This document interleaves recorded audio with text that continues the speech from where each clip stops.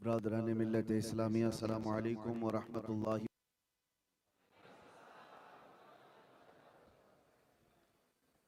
الحمد للہ وکفا وسلام علی حبیبہ المصطفى، اما بعد فاعوذ باللہ من الشیطان الرجیم، بسم اللہ الرحمن الرحیم۔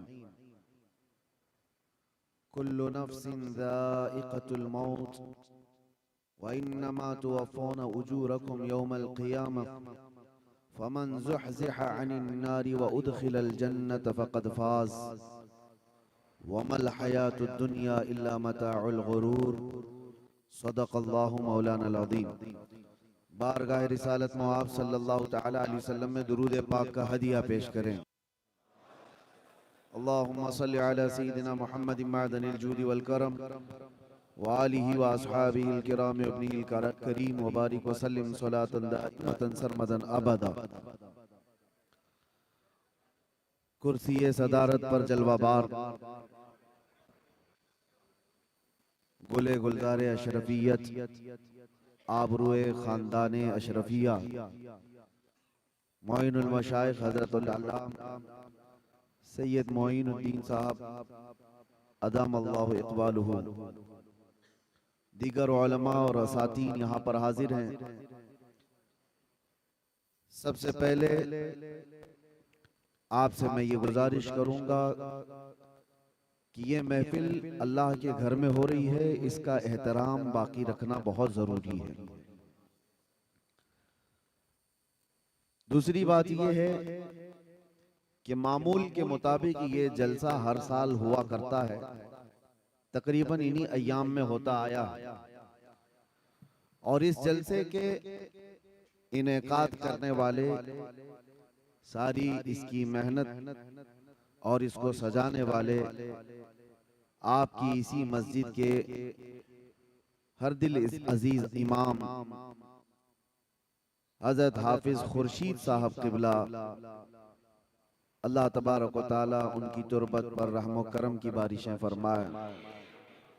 تقریباً 20 یا 22 سال اس مصلی پر انہوں نے امامت کی۔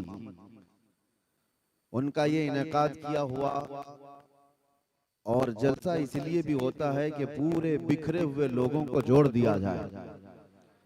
سال میں ایک بار ہی صحیح، لیکن قاری صاحب قبلہ دوڑ بھاگ کرتے اور وہ سیدھے آ کر مجھے حضرت معین المشائخ کا حکم سناتے، جہاں بھی ہوں جیسے بھی ہوں یہاں حاضر ہو ہی جاتا۔ شاید یہ تیسرا سال ہے میری حاضری کا، اور ایک عجیب اندر جانے سے پہلے بھی آخری بار آ کے گیا، اور جا کے واپس آنے کے بعد پہلی بار بھی یہی آیا۔ یہ جلسہ مس نہیں ہوا، بہت ساری چیزیں 8 ساڑھے 8 مہینے کے اندر ادھر ادھر ہو گئی تھی، لیکن ہر سال برابر وقت پر یہ ہوتا آیا۔ اس کار خیر کو جنہوں نے شروع کیا، اللہ تبارک و تعالیٰ اس کا اجر عطا فرمائے۔ میرے آقا صلی اللہ تعالیٰ علیہ وسلم نے ارشاد فرمایا، من سن سنتا حسنتا، جس نے کسی نئے طریقے کو ایجاد کیا، فَلَهُ أَجْرُهَا، اس کو اس کا اجر ملے گا۔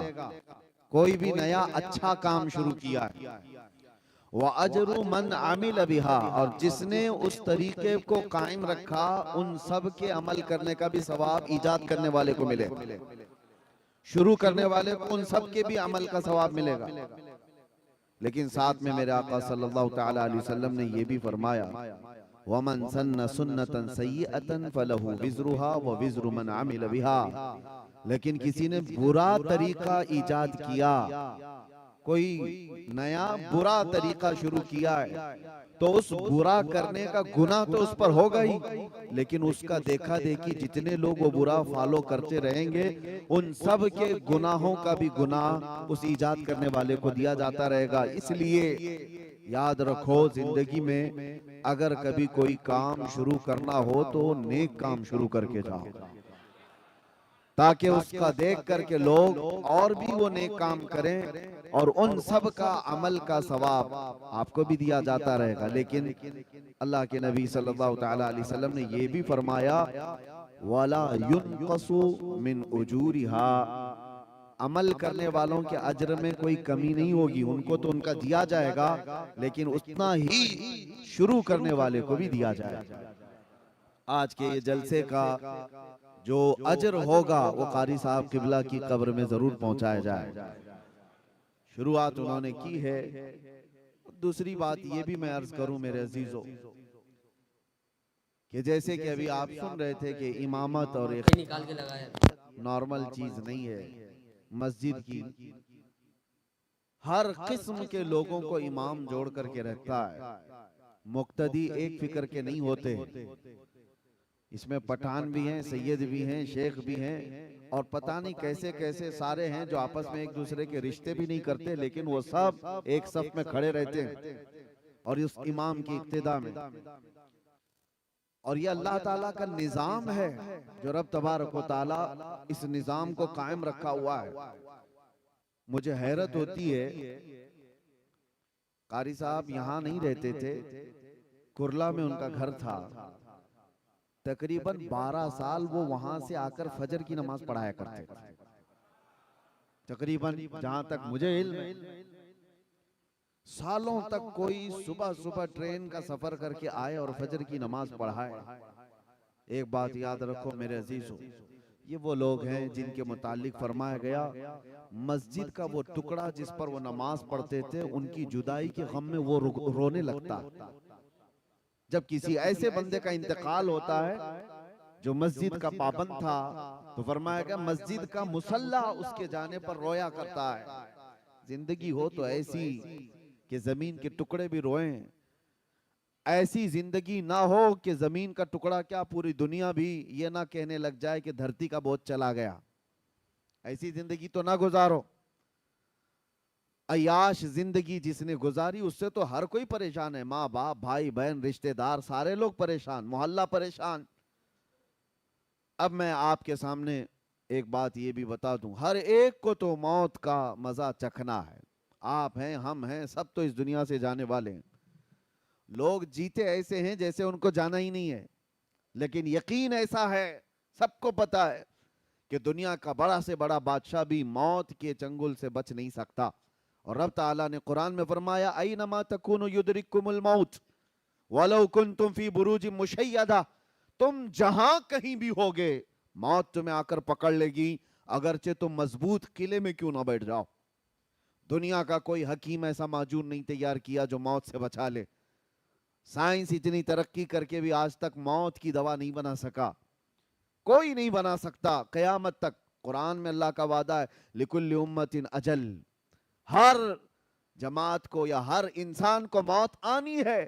اذا جاء اجلهم فلا يستأخرون ساعة ولا يستقدمون، جب وہ اجل آ جائے، جب وہ وقت مقرر آ جائے تو اللہ تعالیٰ قرآن میں فرماتا ہے ایک سیکنڈ نہ پہلے آئے گی نہ بعد میں آئے گی، وہ وقت مقرر سب کا ہے۔ اچانک ہمارا بھی اعلان ہو جائے گا کہ دنیا سے چلے گئے، انتقال کر گئے، چند دنوں کے بعد پھر معمول پر سب لوگ آ جائیں گے اور سب لوگ اپنے اپنے گھر بار میں اسی طرح۔ حضرت سفیان ثوری رضی اللہ تعالیٰ عنہ فرماتے ہیں لوگ جو ہے گھروں کو کہتے ہیں نا، قاری صاحب کے گھر والے ظاہر سی بات ہے ان کے بچے بھی ہوں گے، کتنی بڑی آفت آئی ان کے گھر پر، اچانک باپ چلا گیا اور بچے یتیم ہو گئے، گھر کیسے چلے گا، بچیوں کو کون دیکھے گا، گھر والوں کی سوچتے ہیں، صحیح بات ہے، لیکن بزرگوں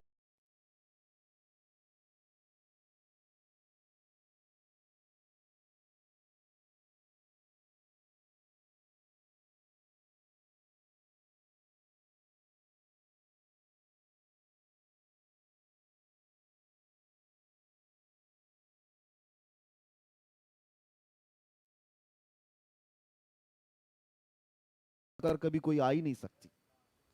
موت یہ ایسی آزمائش اور ایسی مصیبت کہ اس سے بڑی کچھ نہیں۔ تم لوگوں کا کیا، گھر والوں کا، کل پھر کھڑے ہو جاؤ گے، 2 دن کھانا نہیں بنے گا، 3 دن نہیں بنے گا، پھر کھاؤ گے۔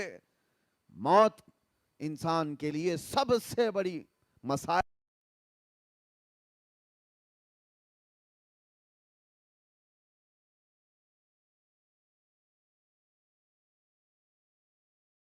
مصیبت آئے، موت اس کو ہلکے میں مت لو، آسانی پہ مت لو۔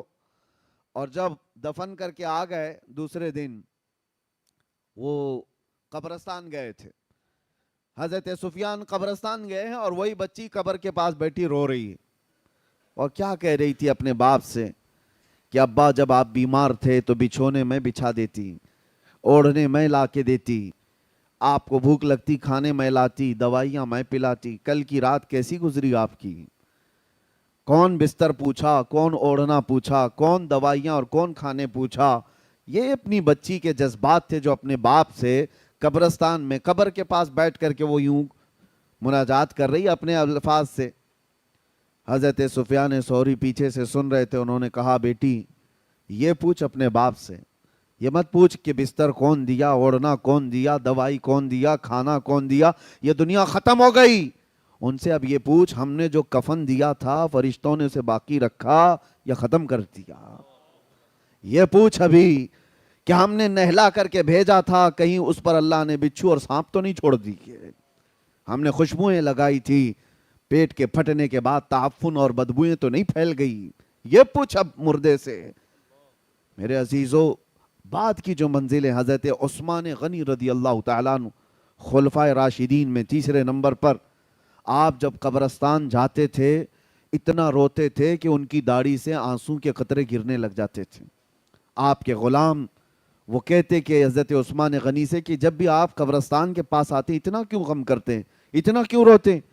وہ کہتے کہ یہی ایک منزل ہے جس سے بندہ نکل گیا تو سب میں نکل جائے گا، یہی وہ منزل ہے۔ قبر کو آج لوگوں نے ہلکے میں لیا ہے، اور ممبئی والوں کا کیا ہے، 6 مہینے کے بعد قبریں کھج جاتی ہیں، تمہیں تو اور بڑی عبرت کی بات ہے، دیکھو نکلنے کے بعد کیسی ہڈیاں وہاں نکلتی ہیں۔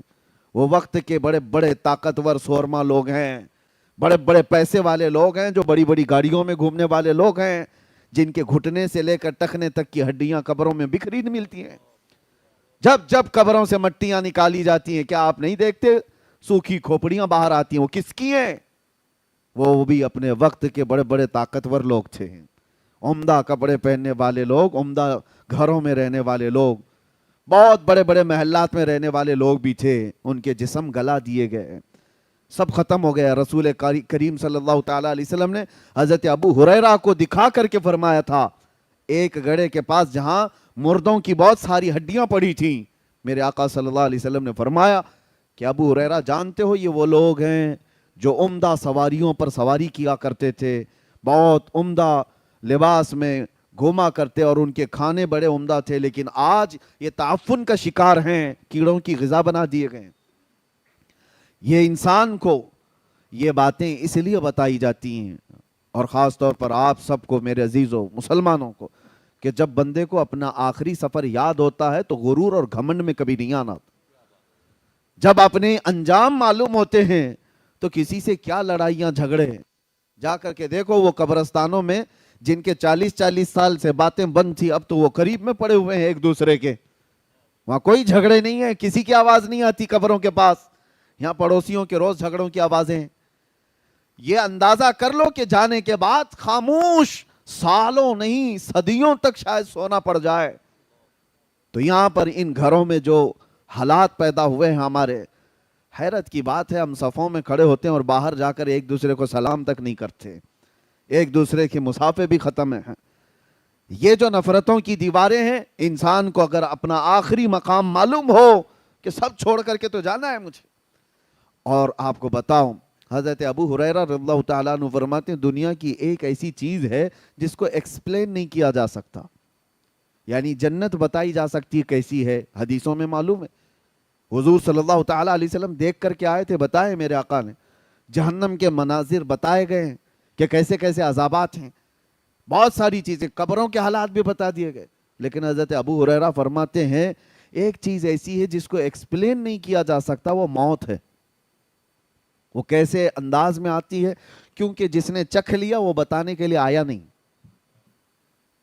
جس کو آئی موت وہ دوبارہ آ کر بتایا کبھی نہیں کہ کیسے آتی ہے، اور جو پہلے سے بتایا ہے وہ یا تو پھر بزرگوں کی باتوں کو بتائے گا، ہاں اللہ کے نبی صلی اللہ تعالیٰ علیہ وسلم نے جو بتایا ہے وہ ہمارے لیے یقینی ہے۔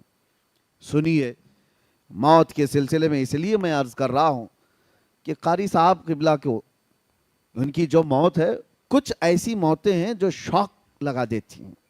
ویسے تو ایک شاعر نے بہت خوب کہا ہے، موت اس کی جس کا کرے زمانہ افسوس، یوں تو یہاں آئے ہیں سبھی مرنے کے لیے. آئے تو سب ہیں مرنے کے لیے، لیکن کچھ موتیں ایسی ہیں جو ہلا دیتی ہیں، آدمی کو سوچ و بچار پر مجبور کر دیتی ہیں. جوان بندہ ہٹا کٹا، ایک دن پہلے اسی مسجد سے وہ میرے پاس آئے تھے، ایک دن پہلے کی بات کر رہا ہوں. وکرولی پارک سائٹ آئے، کافی دیر تک بیٹھے رہے، گفتگو ہوتی رہی، اور انہوں نے کہا کہ حضرت مجھے اس سال رمضان میں مدینہ شریف جانا ہے. تو میں نے کہا قاری صاحب کیا تراویح نہیں پڑھا ہوگے؟ کہا نہیں، اس سال ایسا ہے کہ برسوں بعد میں چھٹی لے رہا ہوں مسجد سے. ہماری ٹرسٹ نے دوسرے تراویح کے لیے، یعنی حافظ کے لیے دوسرے کا وہ انتظام کرنے کے لیے میں نے کہہ دیا ہے. انہوں نے خود مجھے ٹرسٹ نے کہا ہے کہ آپ جانا چاہیں رمضان مدینے میں گزار لیجئے. میں کہا بہت اچھی بات ہے. ہم حافظ لوگوں کا ایک بڑا مسئلہ یہ، میں خود 25 سال سے تراویح سنا رہا ہوں الحمدللہ، اللہ تعالیٰ سلامت رکھے اور قائم رکھے. اور پچھلے سال، اس سے پہلے سال میں نے اندر بھی تراویح چھوڑی نہیں ہے، پوری تراویح پڑھائی ہے. حافظ جو ہے تراویح سے کمپرومائز نہیں کرتا ہے. اسی وجہ سے ہمیں رمضان میں وہاں جانے کا موقع نہیں ملتا، اور اگر کبھی ملتا ہے تو چھوٹی سی جماعت ہی صحیح، وہاں جا کر کے بھی رمضان میں تراویح پڑھانا حافظ کے لیے ضروری ہوتا ہے. وہ پورے سال کا اس کا ایسا نہیں ہے کہ وہ نذرانے کے لیے پڑھاتا ہے، بلکہ اس کی یادداشت اور اس کے حافظے کے برقرار رکھنے کے لیے بہت ضروری ہے. تو ان سے میں نے کہا، انہوں نے کہا کہ برسوں بعد مجھے موقع ملا ہے، میں جانا چاہتا ہوں. بہت اچھی بات ہے. پھر میرے ساتھ ہمارے وہ ادارے میں آئے، کچھ کام چل رہا تھا، کہا ہمارے پاس پی او پی والے ہیں، لڑکوں کو میں بھیج دیتا ہوں. اور یہ تمام باتیں ہوئی، نکل گئے. اور میں اجمیر شریف کے سفر پر میں پلین میں بیٹھا تھا، اسی وقت فون آیا کہ قاری صاحب کا انتقال ہو گیا. یقین نہیں ہوتا، یہ کچھ ایسی خبریں ہوتی ہیں. اس کے بعد پھر میرے عزیزو، یہ جو شاکنگ نیوز ہوتی ہے نا اس طرح کی ہلا دینے والی، تب بندے کو بہت زیادہ سنبھل جانا چاہیے. جو رات کا کھانا ہمارے ساتھ کھایا ہو اور ناشتے کے وقت وہ قبر میں سویا ہو، یہ ہے دنیا بدل جاتی ہے، پوری دنیا بدل گئی. ایک شام پہلے جو مغرب پڑھایا ہو اور دوسری شام مغرب میں وہ قبرستان میں سویا ہو، پوری دنیا تبدیل ہو جاتی ہے. آج ہم یہاں بیٹھے ہیں، ہم میں سے کسی کو نہیں پتا فجر ملنے والی ہے نہیں. یہ موت کا معاملہ اللہ تبارک و تعالیٰ نے اس طرح اسی لیے رکھا ہے کہ بندہ غرور و تکبر میں فرعون نہ بنے. آج پتہ ہے آپ کو، پورے یہودی اور جو نئی نئی ایجادات کرتے ہیں، ان کے پیچھے ان کا وقت ایک بہت بڑا، جو میری اسٹڈی کا میں آپ کو بتا رہا ہوں، ان کو کیا لینا دینا ہے پوری دنیا کو. یہ جو نیو ورلڈ آرڈر جو کرتے ہیں کہ پوری دنیا کو گلوبل ویلیج بنانا ہے، ایک دنیا بنانا ہے. آپ کو پتا ہے، پورے گولڈ کو اپنے پاس رکھنا، اکنامک پوری طاقت کو اپنے پاس رکھنا، بینکنگ نظام کو اپنے پاس رکھنا، دنیا کی ساری حکومت کو اپنے پاس رکھنا، کیوں کر رہی ہے ایک چھوٹی جماعت؟ کیوں کرتی ہے ایک چھوٹی سی جماعت؟ آپ کو پتا ہے،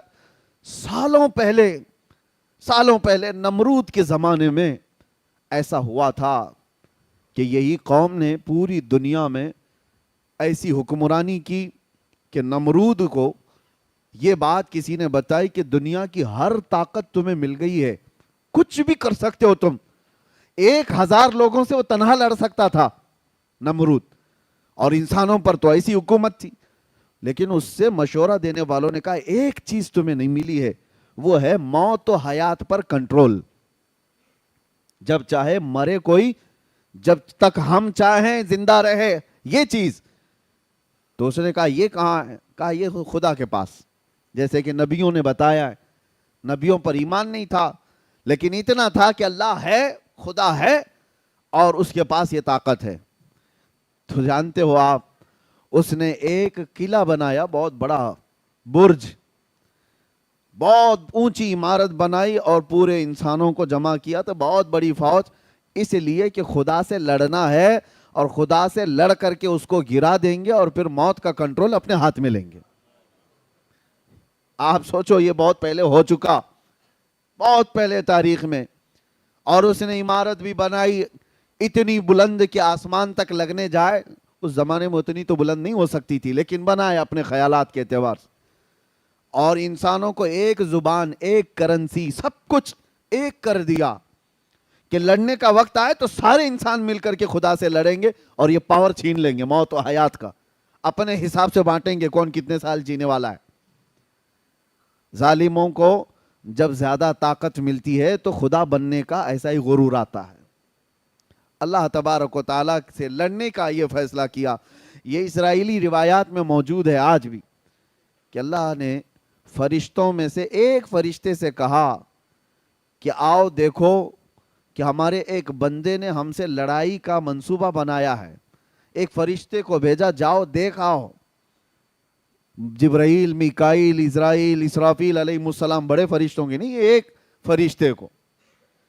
وہ فرشتہ زمین پر آیا اور صرف پر ہلایا تھا تو اس کی پوری عمارت دھس گئی. جتنی فوج تھی وہ سب کے سب موت کا شکار ہو گئی اور ایک دوسروں کی زبانوں کو مختلف کر دیا گیا. نہ اس کی زبان اسے پتا, نہ اس کی زبان اس کو پتا, سب زبانیں مختلف کر دی گئیں. لیکن ایک پلان تھا, ایک منصوبہ تھا.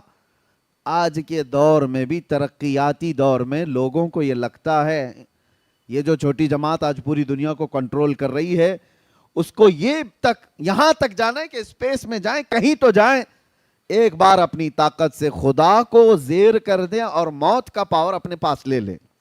اور قرآن میں رب تعالیٰ نے یہ فرمایا ہے لَن يَخْلُقُوا ذُبَابًا وَلَوِ اجْتَمَعُوا لَهُ, تم سارے انسان مل کر کے ایک مکھی بھی نہیں پیدا کر سکتے, اور مکھی اگر مر جائے تو اسے زندہ بھی نہیں کر سکتے.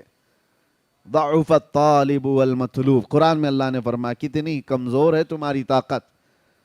اسی لیے میرے عزیزوں, موت کا ذکر ہم اس لیے کرتے ہیں کہ ہمیں ہماری کمزوری پتہ چلے, ہمیں ہماری حیثیت معلوم ہو, ہم کتنی حیثیت کے ہیں. ایک ٹھوکر لگنے پر موت آ سکتی ہے اور کبھی کبھار بلڈنگوں سے گرنے والا بھی بچ جاتا ہے. یہ سارا نظام قدرت ہے اللہ تعالیٰ کی طرف سے ہے. اور موت اچھی اور بری کیا ہوتی ہے؟ اچھی اور بری کیا ہے؟ مصلی پر امامت کرتے ہوئے موت آئی, بظاہر بہت اچھی موت ہے. اور اگر کوئی ایکسیڈنٹ میں مر گیا, 40 ٹکڑوں میں ہو گیا, بہت بری موت. لوگوں کے ذہن میں یہ کورونا میں مرنے والوں کو لوگ بیچارے یہی سمجھتے تھے کہ کیا موت ہے بیچاری, 4 لوگ اٹھا نہیں پاتے, ریپ کر دیتے ہیں پلاسٹک میں, اور 4 لوگوں کی نماز پہ اس کو تو دفن کر دیا جاتا ہے, ایسی موت ہے ویسی. نہ مرنے کے انداز کو دیکھ کر کے موت کو اچھی اور بری آپ کنسیڈر نہیں کر سکتے. ایک بات آپ کو میں بتاؤں, موت اچھی کون سی ہے اور بری کون سی ہے؟ اور جنازے دیکھ کر کے بھی نہیں. جنازے پھولوں سے سج جائیں, لد جائیں, ہزاروں کی بھیڑ ہو جائے, یہ بھی معیار نہیں, کسوٹی نہیں اچھی اور بری موت کا. اچھی اور بری موت کیا ہے؟ اگر غریب آدمی تنہا بھی مر گیا ہو, ایمان پہ مرا ہو تو سب سے اچھی موت ہے. عشق رسول پہ گیا ہے تو سب سے اچھی موت ہے. اور لاکھوں کی بھیڑ میں کفر پہ مرا ہے تو سب سے بری موت ہے. بھیڑ لاکھوں کی ہو اور کفر پہ موت آئی ہے تو وہ سب سے بری موت ہے. اور ایمان پہ مراؤ, ایکسیڈنٹ ہوا ہو, 40 ٹکڑوں میں بدل گیا ہو, اسے چیل کوے کھا گیا ہو, شیر کھا گیا ہو, آگ جلا دی ہو, پانی نے نگل لیا ہو, کچھ بھی ہوا ہو, ایمان پہ مرا ہے تو اچھی ہی موت مرا ہے. یہ بات یاد رکھیں آپ. ایمان پہ مرا ہو, عشق رسول کے ساتھ گیا ہو, وہ اچھی موت ہے. اور باقی اگر ایمان نہیں تھا مرنے کے وقت, پھر چاہے جتنے جلسے جلوس ہو جائے اس کے, وہ کوئی اچھی موت نہیں. اسی طرح سے یہ بھی کہا گیا ہے مدینے میں مرنے کی تمنا سب کی ہوتی ہے, لیکن مدینے میں مرنے کے بعد جو فضیلت ہے مدینے میں مرنے والے کی, وہ ایمان کے ساتھ مرے تو فضیلت ہے. ورنہ منافقین کو جنت البقیع سے نکال کر پھینک دیا جاتا ہے. یہ بھی بات یاد رکھو آپ. ایمان کی حالت میں جو دنیا سے گیا اور مدینے میں مرا ہے, ارے اس کے کیا کہنے ہیں. ارے وہ قیامت کے دن مومنین کی شفاعت کرے گا. میرے آقا صلی اللہ تعالیٰ علیہ وسلم نے فرمایا جنت البقیع کے اس قبرستان سے 70,000 لوگ ایسے نکلیں گے قیامت کے دن جن میں سے ہر میت 70,000 کی شفاعت کرے گی. وہ فضیلت ہے ان کے لیے، لیکن وہ ایمان کے ساتھ گیا ہو، عشق رسول کے ساتھ گیا ہو. اور اسی لیے ہم تمنا بھی کرتے اللہ تعالیٰ اللہم ارزقنا شہادتاً فی سبیلک و موتاً فی بلد حبیبک. اے اللہ تیرے راستے میں ہمیں شہادت عطا فرما اور تیرے نبی کے شہر میں موت عطا فرما. اچھا، ایک صاحب نے مجھ سے سوال کیا تھا کہ شہادت کی بھی طلب کرتے ہیں اور موت مدینے میں بھی، تو اس کا مطلب ہے جنگ ہونا چاہیے مدینے میں. جنگ ہوگی، لوگ ماریں گے تب شہید ہوں گے. مدینے میں جنگ ہوگی، آپ لڑیں گے، آپ کو مارا جائے گا، آپ شہید ہوں گے، تب مدینے میں موت ہوگی. دونوں چیزیں ایک ساتھ کیسے آئیں گی کہ اللہ تیرے راستے میں شہادت عطا کر اور موت مدینے میں عطا کر؟ اس کا مطلب جنگ مدینے میں ہونا چاہیے. سوال مجھ سے یہ کہا، لیکن میں آپ کو بتاتا ہوں میرے عزیزو، ہر شہادت جنگ سے ہی نہیں ہوتی. جو جنگ میں مر جائے صرف وہی شہید نہیں، وہ شہید حقیقی ہے. لیکن اللہ کے نبی صلی اللہ تعالیٰ علیہ وسلم نے شہید کی اور بھی اقسام بیان فرمائی ہیں. ہاں، جو ظلمن مارا گیا وہ بھی شہید ہے، لیکن کئی حادثے ایسے ہیں جس میں انتقال کیا ہوا وہ بھی شہید ہے. اور کتنی بڑی پیاری بات ہے، یہاں پر شہزادہ مثنی میاں موجود ہیں اور حضور مثنی میاں رحمۃ اللہ تعالیٰ علیہ، جن کو یہ دعا کا مصداق کہا جا سکتا ہے کہ اللہ نے ان کو شہادت بھی عطا کی اور موت بھی مدینے میں عطا کی. دونوں چیزیں ملی ہیں. ایک ہے نیچرل ڈیتھ، طبعی موت ہوئی ہو، لیکن ایک ہے حادثاتی موت. کچھ حادثے ایسے ہیں جس پر اللہ کے رسول نے فرمایا اسے شہادت کا مقام ہے. تو شہید بھی ہوا ہو مدینے میں اور مدینے میں موت بھی ملی ہو، یہ بہت کم لوگوں کو ملتا ہے، بہت ریئر ہے. اللہ تبارک و تعالیٰ وہ قسمت ہمیں عطا فرمائے. میرے عزیزو، موت کا تذکرہ میں صرف آپ کے سامنے اس لیے کر رہا ہوں کہ یہ کسی کو وقت نہیں دیتی، کسی کو مہلت نہیں دیتی. اسی لیے آپ یہ مت سمجھنا کہ عمر ہو جائے گی، بعد میں بچے جوان ہوں گے تو میں داڑھی رکھ لوں گا، نماز کا پابند بن جاؤں گا. ارے 17 سال کے جنازے نہیں جاتے ہیں کیا؟ 18 سال کے جوانوں کے جنازے نہیں دیکھتے؟ بچوں کے بھی جنازے جاتے ہیں. موت کی کوئی عمر نہیں ہے. ہاں، جس کو بڑھاپا مل گیا وہ نعمت ہے. سب کو نہیں ملتا بڑھاپا. جس کو بڑھاپا مل گیا اور وہ بھی اسلام پہ ملا ہے، اس کے لیے وہ نعمت ہے. بعض لوگ یہ کہتے ہیں نا، ارے بڈھا ہو گیا اب مسجد نہیں جائے گا تو اور کیا کرے گا، کام دھندا کیا ہے؟ تمہیں نہیں پتا ہر بوڑھا مسجد والا بھی نہیں ہوتا، اس کے لیے بھی فضل الہی ضروری ہے. ہر بوڑھا نہیں ہے مسجد کا. کتنے بوڑھے تو 80 سال کے ہو گئے ابھی روز بلیڈ مار رہے ہیں، ان کو ابھی جوان بننے کا شوق ہے روز. اور وہ بوڑھا جس کے بال سفید ہو گئے، حدیث پاک میں اللہ تعالیٰ فرماتا ہے، حدیث قدسی اللہ فرماتا ہے ایسے بوڑھے کو عذاب دینے میں مجھے حیا آتی ہے، جس کا بڑھاپا اسلام پہ ہوا ہو. لیکن یہ بڑھاپا سب کو نہیں ملتا کہ ہر کوئی بوڑھا ہو کے مرے گا. کتنے تو جوانی میں چلے گئے. قاری خورشید صاحب امامت کر رہے تھے، مشکل سے شاید ان کی 50 کے آس پاس کی عمر ہوگی، 48 سال کی عمر. جبکہ نظام یہ بتایا گیا 40 سال کے بعد جوانی شروع ہوتی پہلے. اور قرآن پاک میں جو اللہ تبارک و تعالیٰ نے فرمایا وَلَمَّا بَلَغَ أَشُدَّهُ، یعنی یہ جو شدت والی جوانی اس کو 40 سال کہا گیا. آپ تمامی حضرات سے میں ایک بات یہ کہوں گا کہ موت کی کوئی عمر نہیں ہے، تو پھر کس بات کے انتظار میں ہو کہ کب کریں گے، کل کریں گے، پرسوں کریں گے؟ جو بات تمہیں بعد میں اچانک آنے والی ہے اس کے لیے پہلے سے تیار ہونا چاہیے. اپنے آپ کو اتنی اچھی حالت میں رکھو کہ کسی دن ملک الموت آئے تو ہاتھ پیر مار کر کے مہلت مانگنے والی نوبت نہ آئے کہ تھوڑا ٹائم مل جائے میں تسبیح پڑھ لوں، تھوڑا ٹائم مل جائے لوگوں کا کھایا ہوا واپس کر دوں، تھوڑا ٹائم مل جائے قضا نمازیں پوری کر لوں. ایسی حالت میں نہ آ جاؤ.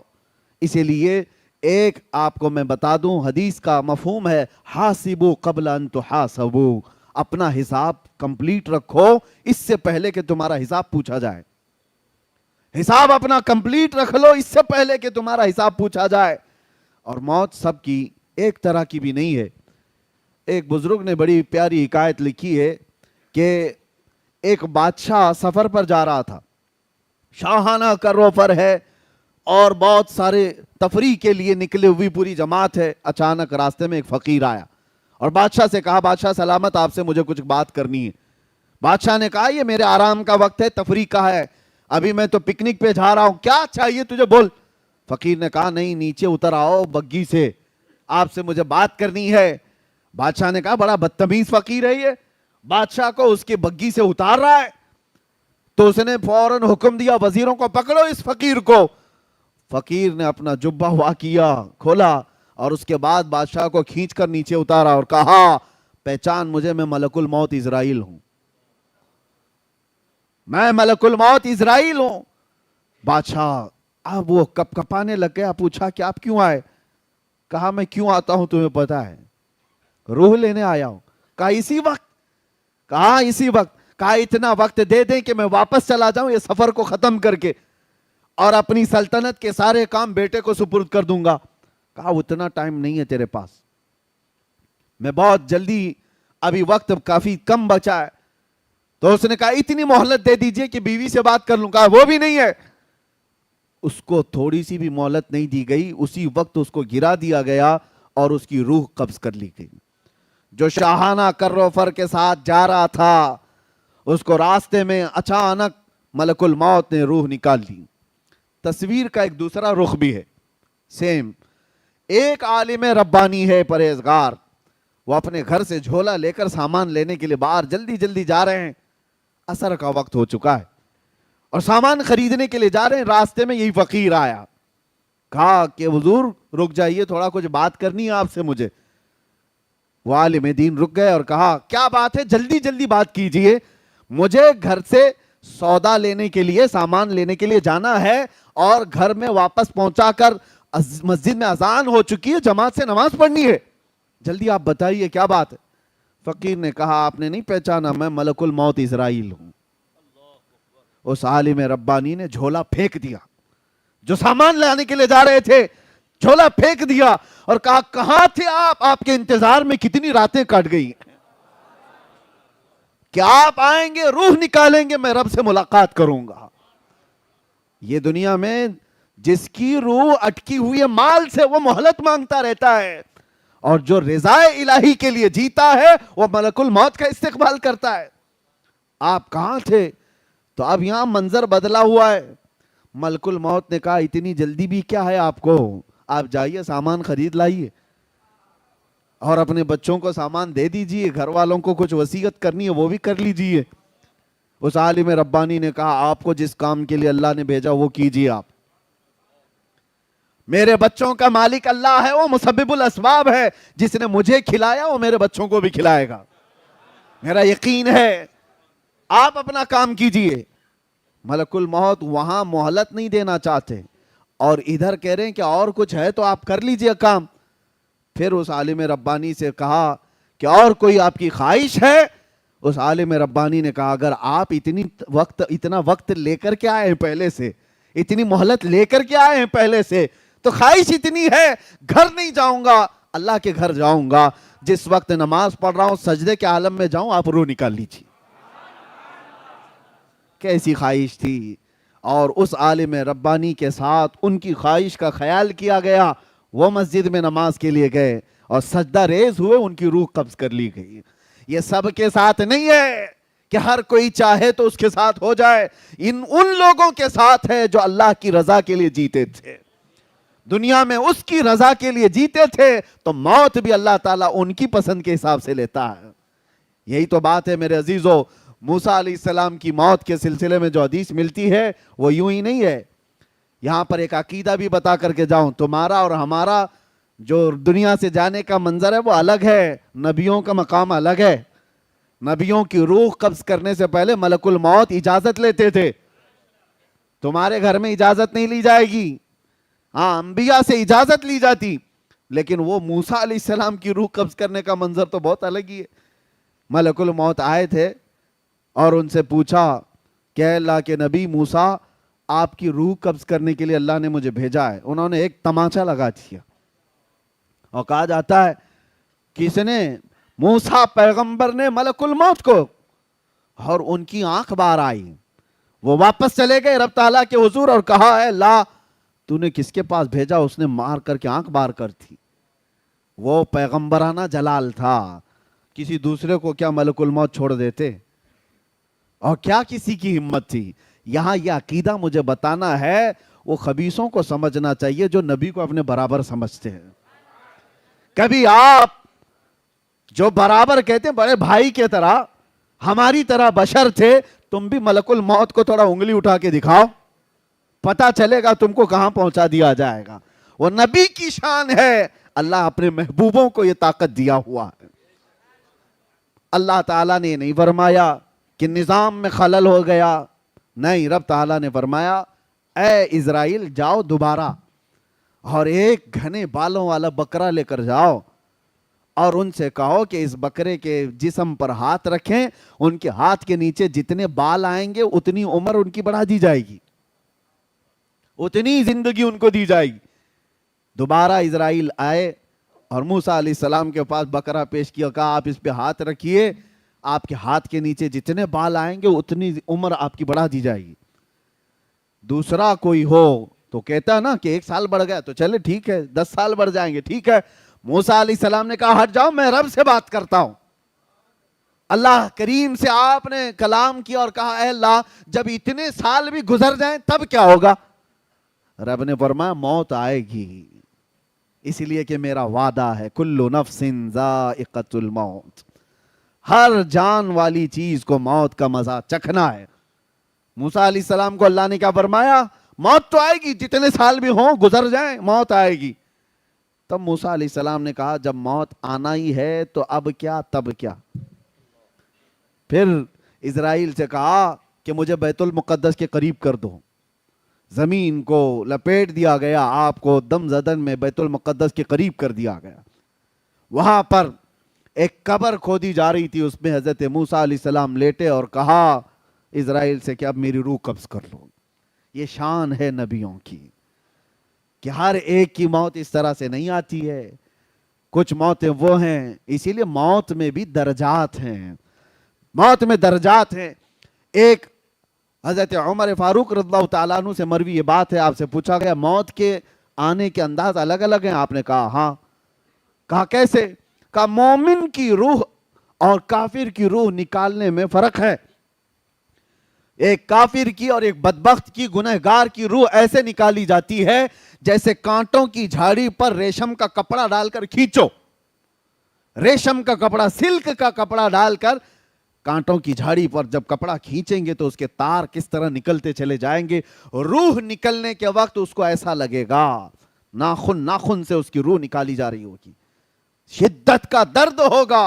और फिर आपसे पूछा गया मोमिन की रूह कैसे निकाली जाती है, कहा ऐसे जैसे मैदे के गुंदे हुए आटे में बाल फंसाओ तो निकाल लिया जाता है।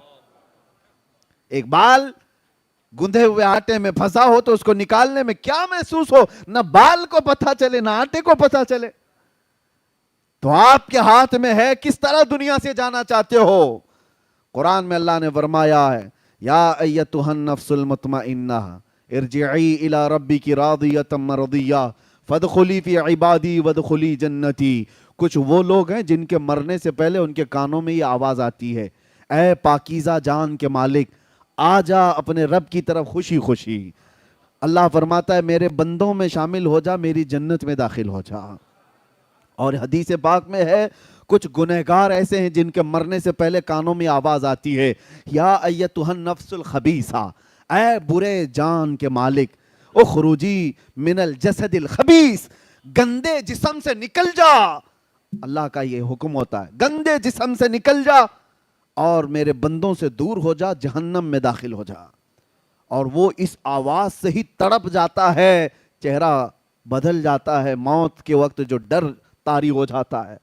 अजीजा ने गिरामी वकार, मौत के वक्त जो हालात आते हैं, कुरान कहता है कि अगर तुम देख लो ना फरिश्तों को कि फरिश्ते कैसे मारते हैं اور یضربون وجوہہم وادبارہم، ان کے پیچھے ان کی پیشانیوں پر مارتے ہیں روح نکالنے کے لیے، بہت شدت کا درد.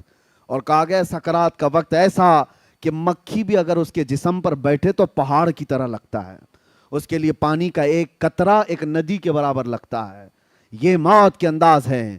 میں گفتگو سمیٹتے ہوئے اب آپ کو بتاؤں میرے عزیزو، یہی بات امام اعظم ابو حنیفہ سے پوچھی گئی. اب یہ ہمارے ایمان کی بات کر رہا ہوں، توجہ، کیسے مرنا چاہتے ہو سن لو.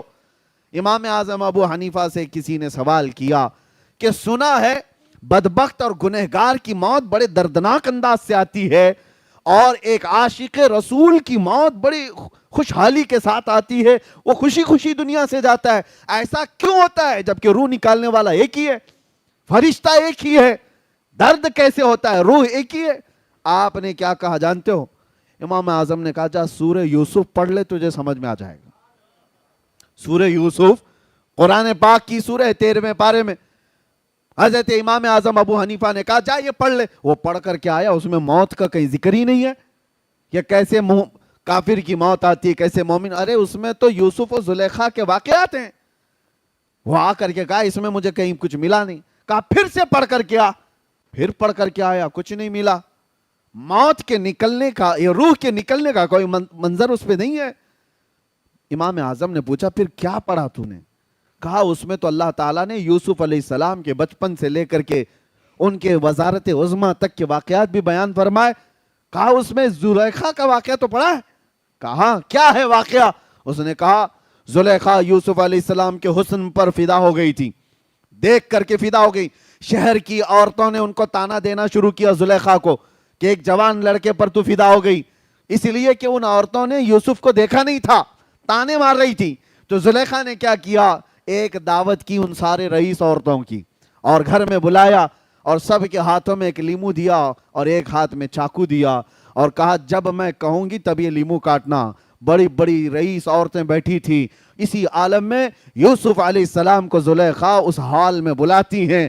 یوسف علیہ السلام کا حسن ایسا تھا، جمال ایسا تھا کہ جو دیکھتا تھا وہ پلکیں جھپکانا بھول جاتا تھا. جیسے ہی یوسف علیہ السلام داخل ہوئے، ادھر سے زلیخا نے آواز دی کہ اپنے اپنے ہاتھوں میں موجود لیمو کاٹ دو. عورتیں یوسف علیہ السلام کو دیکھنے میں ایسے ہو گئیں، مگن ہو گئیں کہ ان کے ہاتھوں سے لیمو گر گیا، 4 انگلیاں کٹ گئیں. قرآن پاک میں یہ واقعہ موجود ہے. قطعنا ایدیہن، اللہ فرماتا ہے انہوں نے اپنے ہاتھوں کی انگلیاں ہی کاٹ لی. ارے عورت ذات ہے، تھوڑا سا کھروچ آ جائے تو واویلا کرتی ہے، 4 انگلیاں کٹ جائیں پتہ نہیں چلا. ہاں ایک کیفیت انسان پر آتی ہے جب وہ محویت کی کیفیت ہے، یعنی کسی میں گم ہو جاتا ہے تو کٹنے کا درد نہیں ہوتا، پتہ نہیں چلتا.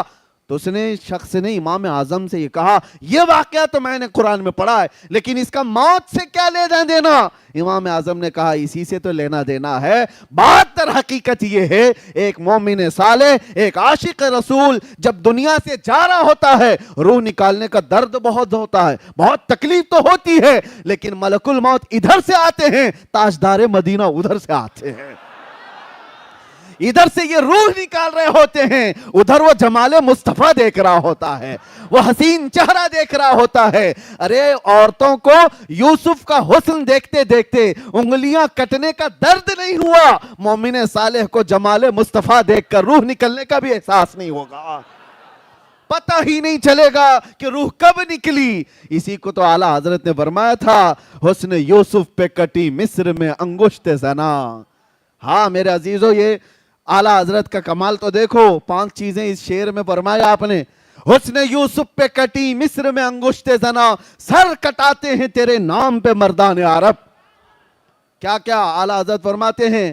حسن یوسف پہ، حسن پہ کٹی، حسن یوسف پہ کٹی، کاٹا نہیں ہے انہوں نے، وہ کٹ گئی ہیں اور بے خودی میں کٹی ہیں، جان بوجھ کے نہیں کاٹا، کٹی مصر میں، عرب میں نہیں، مصر کی عورتیں ہیں.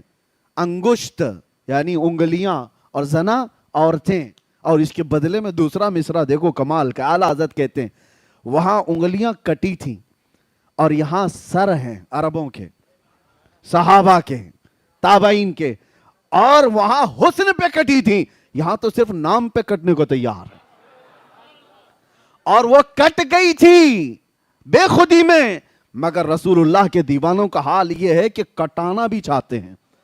ایسے نہیں کہ بے خودی میں کٹ گیا سر، نہیں، جان کر کے کہ یہ کہنے پر میرا سر کٹ سکتا ہے پھر بھی کٹانے کو تیار ہے.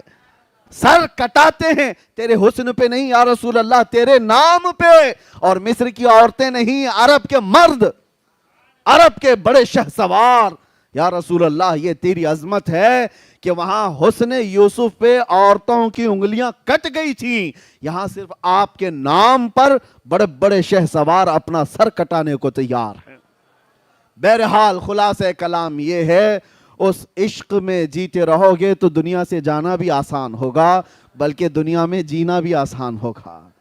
جینا بھی آسان ہوگا، جانا بھی آسان ہوگا انشاءاللہ. لیکن اس نبی پاک صلی اللہ تعالیٰ علیہ وسلم سے روگردانی کرو گے تو اعلیٰ حضرت کا ایک شعر یہ بھی ہے، نہیں اور کوئی مفر مکر، بخدا خدا کا یہی ہے در، نہیں اور کوئی مفر مکر. یہ عربی کے لفظ ہیں، آپ کو سمجھاتا ہوں. قسم خدا کی، اعلیٰ حضرت کہتے ہیں قسم خدا کی، اللہ کا کوئی در ہے تو وہ رسول اللہ کا گھر ہے. اللہ کا کوئی در ہے تو رسول اللہ کا گھر ہے، یہی ہے بخدا خدا کا یہی ہے در. اب جو آگے ہے نا، نہیں اور کوئی مفر مکر، مفر کہتے ہیں بھاگنے کی جگہ، مکر کہتے ہیں ٹھہرنے کی جگہ. حضور کو چھوڑے تو نہ بھاگنے کی جگہ ہے نہ ٹھہرنے کی جگہ ہے. ہاں، ہم نے ان درندوں کو بھی دیکھا ہے جو حضور پر بھونکتے تھے. آج دیکھو کہاں ہے، منہ چھپا کر کے پوری زندگی جینا پڑتا ہے. جو بھی گستاخیاں کرتا ہے اس کے بعد اس کو روپوشی میں زندگی گزارنی پڑتی ہے. وجہ اس کو بھی پتا ہے، ہم یہاں سے دھمکی نہیں دے رہے، لیکن یہ قدرتی طور پر ہے. وہ یہاں نہیں، پوری دنیا میں کرتا خود ہے فیم کے لیے، اور پھر بعد میں پوری زندگی ڈر ڈر کے جیتا ہے. وہ 4 لوگوں کے سامنے بھی جینا مشکل رہتا ہے گستاخی کرنے والوں کا. تو کیسی زندگی ہے. اور الحمدللہ جو محبت مصطفیٰ کی بات کرتے ہیں، ہم ہزاروں میں تنہا بھی گھوم سکتے ہیں، تنہا جا سکتے ہیں. گستاخی کرنے کے بعد بھاگنے کی بھی جگہ نہیں، ٹھہرنے کی بھی جگہ نہیں. ہاں، آپ کو پتا ہے آج سے 4 سال پہلے وہ پاکھنڈی جو بھوکتا تھا، اس کے گوفے میں ایک 8 سال کا بچہ آ گیا تھا. نیوز آپ نے بھی سنا ہوگا. مسلمان بچہ تھا اور غلطی سے پانی لینے کے لیے چلا گیا تھا. نیوز والوں نے بھی بہت چلایا، لیکن اس کو اتنا بڑا کر دیا گیا. ارے مسلمان بچہ آ گیا 8 سال کا، پتہ نہیں کیا کرنے آیا تھا کیا نہیں کرنے آیا تھا، سارے اس کے اطراف. ارے بات در حقیقت اس بچے کی نہیں ہے، تم نے جو گستاخی کی ہے اس کے بعد 8 سال کا بچہ بھی تمہارے لیے ملک الموت لگتا ہے. حالانکہ بچوں سے کیا ہو سکتا تھا، اس کو تو موت کا فرشتہ سمجھنے لگ گیا. یہ ڈر ہے، یہ خوف ہے حضور کو چھوڑنے کے بعد یا حضور پر بھونکنے کے بعد. اور وہ جو رافضی کتا تھا لکھنؤ کا، جس نے نام بھی بدلا تھا دین بھی بدلا تھا، ہاں، دوسرے دھرم میں جا کر کے لوگوں کو پروموٹ کر رہا تھا کہ میں نے دھرم بھی بدل لیا، نام بھی بدل لیا. کہاں ہے؟ ڈھونڈ کے نکالو. آج کہیں ہے؟ 6 مہینے چاٹو گیری کرتے رہے، اس کے بعد وہاں سے بھی کک مار کے بھگا دیا گیا. دھوبی کا کتا، نہ گھر کا نہ گھاٹ کا. اعلیٰ حضرت فرماتے یا رسول اللہ، جو تیرے در سے یار پھرتے ہیں در بدر یوں ہی خار پھرتے ہیں.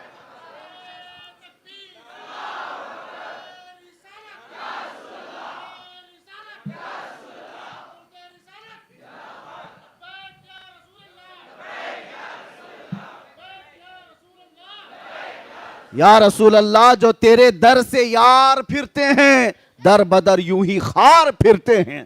اور جو ان کے در سے وابستہ ہوا اس کا حال تو یہ ہے کہ ہر زمانے نے دیکھا ہے، جب تک بکے نہ تھے تو کوئی پوچھتا نہ تھا.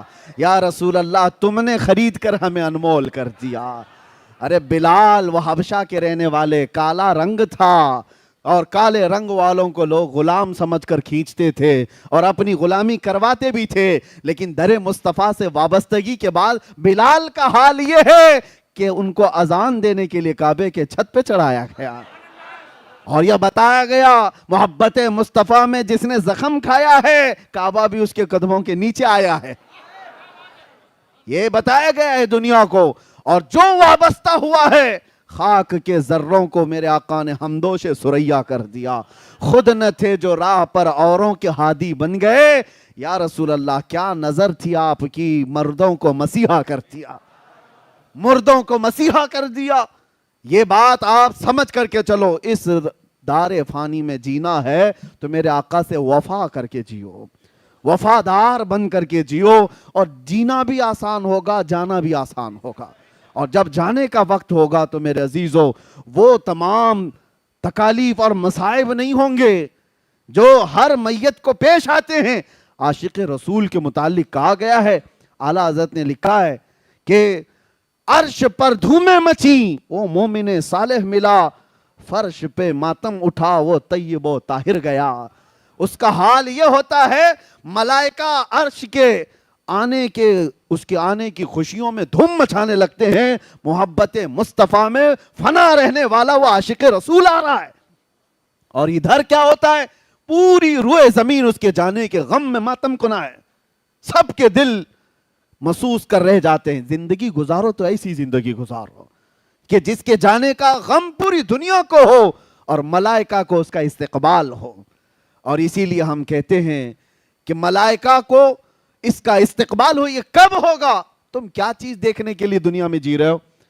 ہر آدمی اپنے اپنے کچھ نہ کچھ ایکسپیکٹیشن رکھتا ہے. 40 سال کا ہو گیا ہوں, اتنا کمایا ہوں, یہ چاہیے.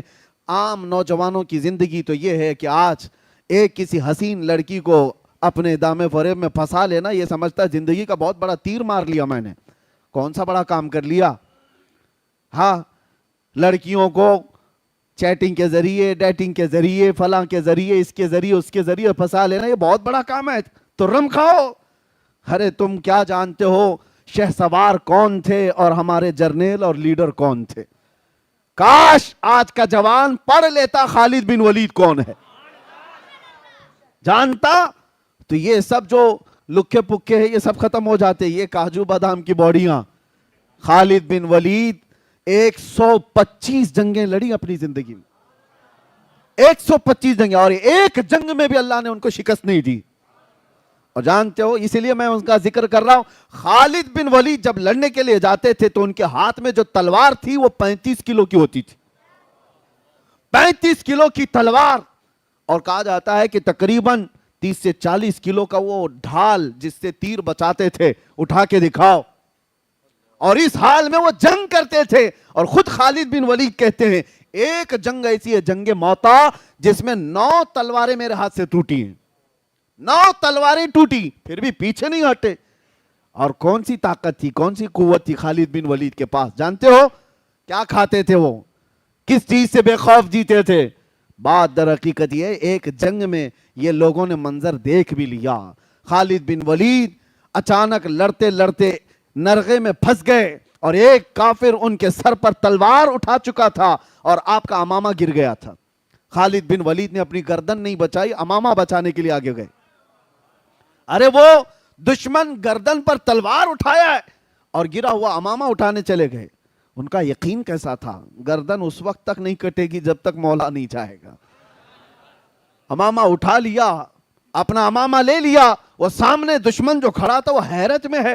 کہا ایک چھوٹا سپاہی بھی ایسی غلطی نہیں کرتا, تم تو سپہ سالار ہو خالد بن ولید, کہ تم ایسے وقت میں جب تلوار تمہاری گردن پر ہو اور تم اپنا کھویا ہوا امامہ اٹھانے جا رہے ہو, یہ پگڑی اٹھانے جا رہے ہو. خالد بن ولید نے جواب دیا تھا, بات در حقیقت یہ ہے میں اپنی طاقت کے بل بوتے نہیں لڑتا, یہ میرے بازوؤں کی طاقت نہیں ہے جو مجھے جرنیل بنائی ہوئی ہے. حقیقی بات یہ ہے اس امامے میں میرے رسول اللہ کے 3 موئے مبارکہ ہیں.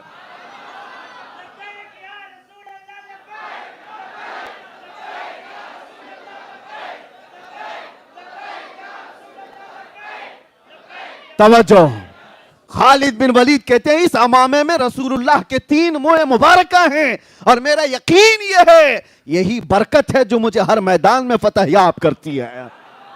ہاں, یہ ہے نسبت صحابہ کی, یہ ہے وفاداری جو انہیں طاقتور بنا رکھی تھی. اسی لیے میں نے کہا وفا کرو تو جینا بھی آسان ہے, جانا بھی آسان. اور بے وفائی میں یہاں گھٹ گھٹ کر کے مرتے رہو گے.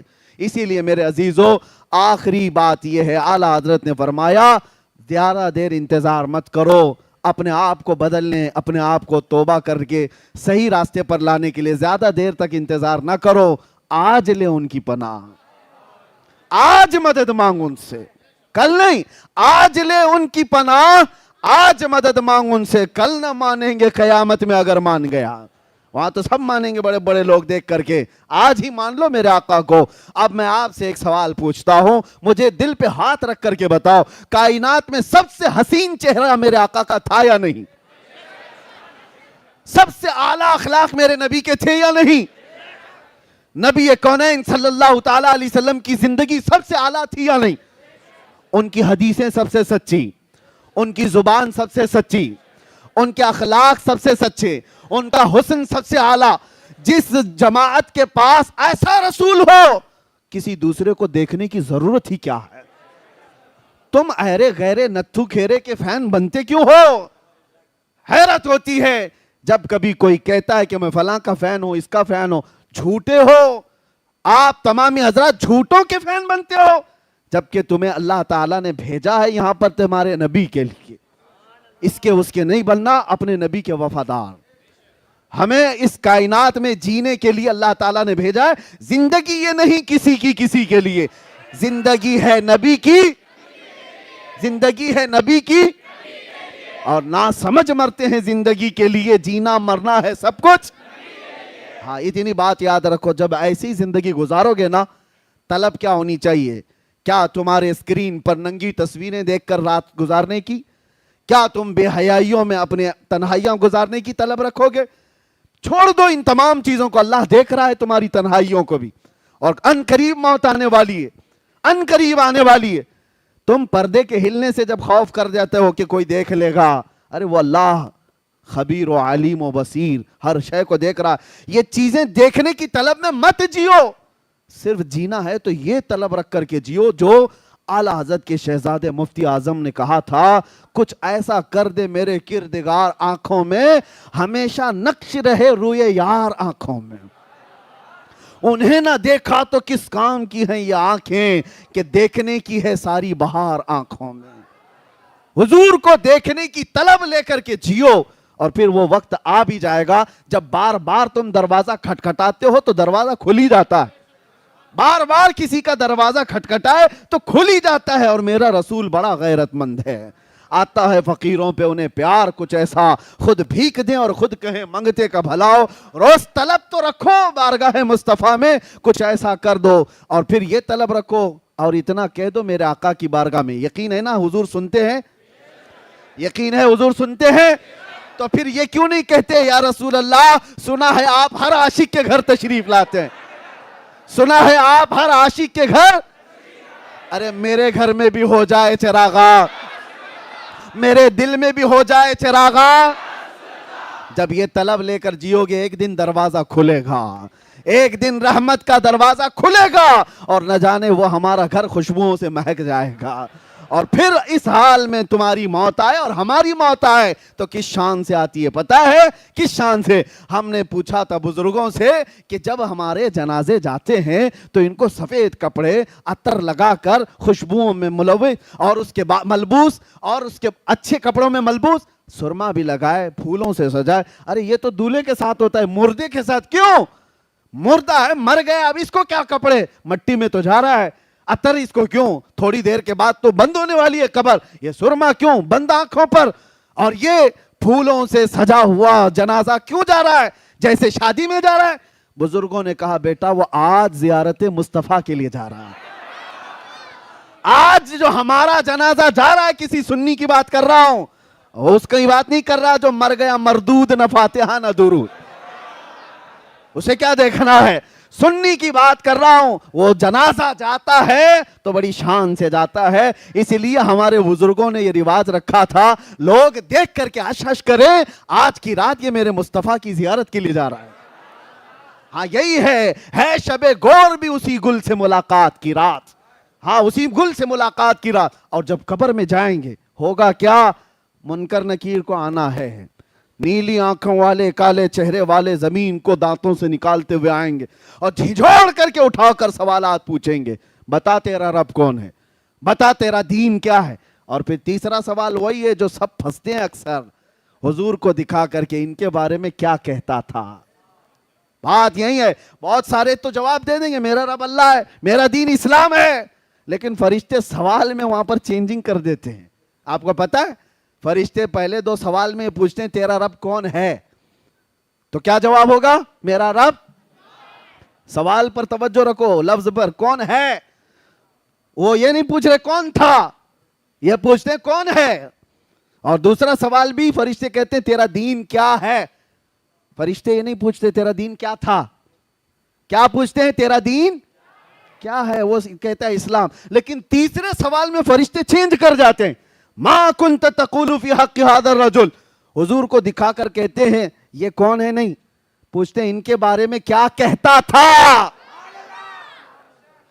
ہاں یہ اب بھی کیا کہہ رہا وہ نہیں, پہلے کیا تھا, اپوزیشن میں تھا کہ ادھر تھا. ان کو دکھا کر کے حضور کو فرشتے کہتے ہیں ما کنت تقول, کیا کہتا تھا حضور کے بارے میں. ہاں تو وہ پھر حضور کو جو کہتا تھا اسے کہنا پڑے گا.